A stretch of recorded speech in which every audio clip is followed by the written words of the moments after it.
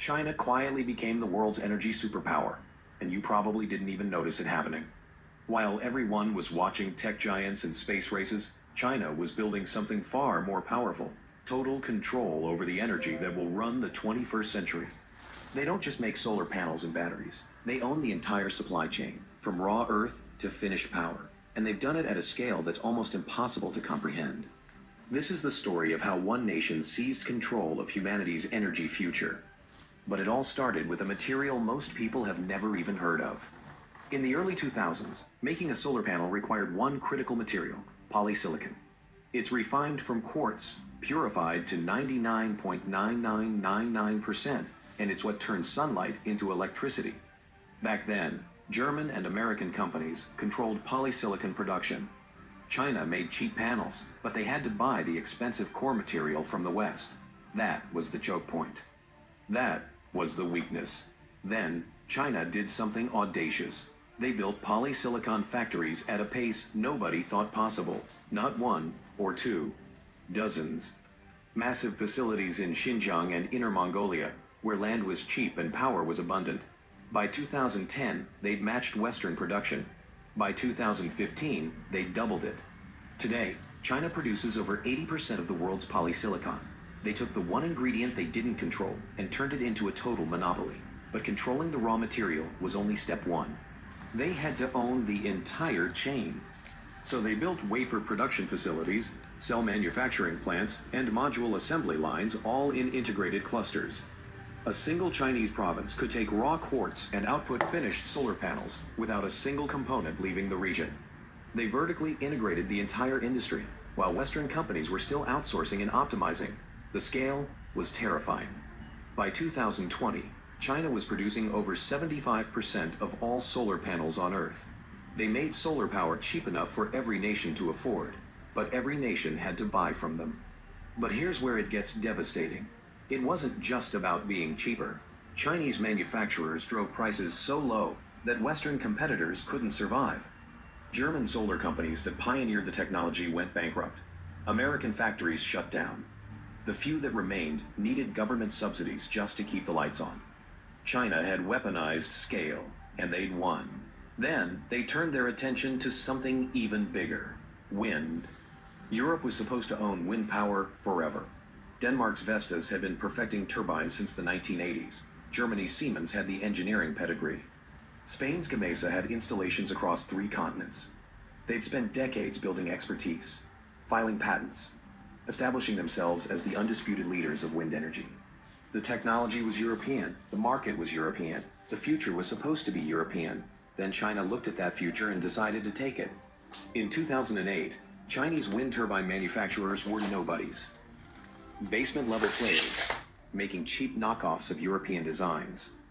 The gap wasn't small. It was enormous.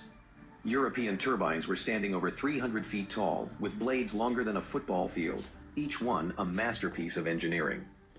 Chinese versions were crude, unreliable, almost laughable. What China had was something more dangerous than expertise: a massive domestic market and zero patience. The Chinese government mandated enormous wind farm installations across Inner Mongolia, Gansu, and coastal provinces. Tens of thousands of turbines needed, and needed fast. But here's the devastating catch. They required a certain percentage of those turbines to be domestically produced. Foreign companies could compete for those lucrative contracts, but only if they shared their technology and partnered with Chinese firms. European companies saw billions in potential revenue. They took the deal. And China absorbed every single lesson. Within 5 years, Chinese manufacturers weren't just copying turbines, they were innovating them.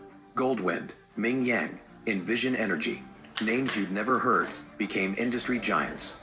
They built turbines that could handle the brutal sandstorms of the Gobi Desert, offshore models that could withstand Pacific typhoons, and they built them for 30% less than their European teachers. European manufacturers watched their market share collapse. By 2020, China wasn't just the largest installer of wind power. They manufactured over half the world's wind turbines. They'd gone from laughable imitators to industry leaders in 12 years. But turbines and solar panels just generate power. The real revolution was in capturing it. Batteries were supposed to be Japan's domain, then South Korea's triumph. Panasonic and Sony pioneered lithium-ion technology. LG Chem and Samsung SDI perfected it for consumer electronics. They had the research labs, the manufacturing precision, the global brand trust. When electric vehicles started gaining traction in the 2010s, everyone assumed these Asian tech giants would supply the batteries that powered them. China had other plans.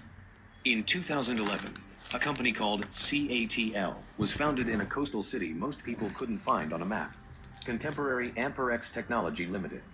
At the time, they were making batteries for consumer electronics, small-time stuff, nothing that suggested they'd become the most important energy company you've never heard of.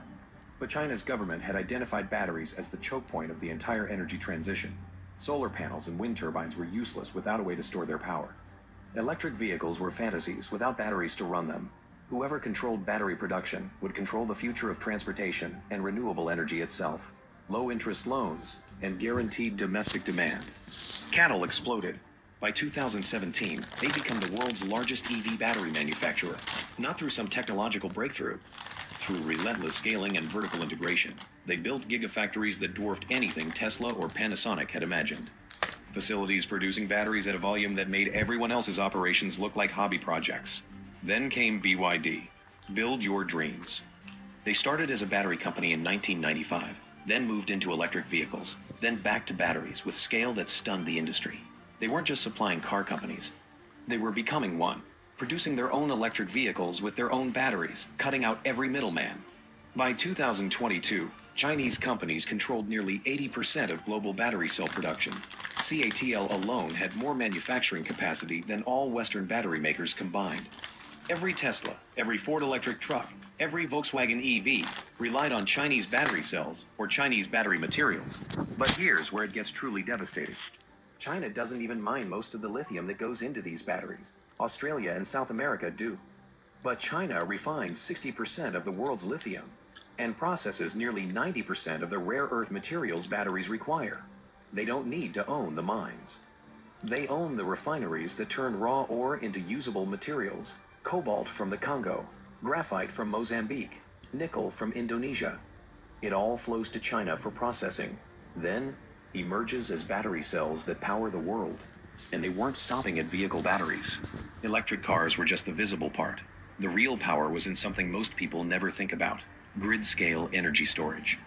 Massive battery installations, the size of warehouses that store energy from solar farms and wind turbines, then release it when the sun sets and the wind dies. Without these systems, renewable energy is unreliable. With them, it becomes the backbone of entire power grids. China saw this before anyone else did. While Western countries were still debating the economics of grid storage, China was building it at incomprehensible scale. They installed more grid battery capacity in 2023 alone than the United States had built in its entire history. Not because they had better technology, because they had the factories, the materials, and the will to move faster than physics should allow. CATL and BYD pivoted from vehicle batteries to utility-scale systems. They built standardized container units packed with battery cells that could be deployed anywhere. A solar farm in California, Chinese batteries storing the power.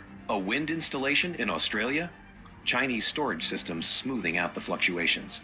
A remote island trying to go fully renewable, China had the solution, and they could deliver it in months instead of years. The numbers became absurd. By 2024, China had over 70 gigawatt-hours of grid storage capacity installed or under construction. The entire European Union had less than 15. The United States was struggling to reach 20. China had built more energy storage in 5 years than the rest of the world combined. But the batteries were only half the equation. They needed something to power, so China built the renewable infrastructure itself at a scale that defies comprehension. They constructed the world's largest solar farm in Xinjiang, 3,000 square miles of photovoltaic panels stretching across desert that used to be worthless. That's an area larger than the state of Delaware, covered entirely in solar panels. It generates 6 gigawatts of power, enough electricity to power 6 million homes. One installation producing more energy than entire nations consume. They erected offshore wind installations in the Yellow Sea with turbines standing over 400 feet tall. Each blade sweeps an area of 56,000 square feet as it rotates. That's larger than a football field slicing through the air with every revolution. These machines generate 15 megawatts each. A single turbine powers 15,000 homes, and China built thousands of them. Then there's the Three Gorges Dam, the largest hydroelectric power station ever constructed.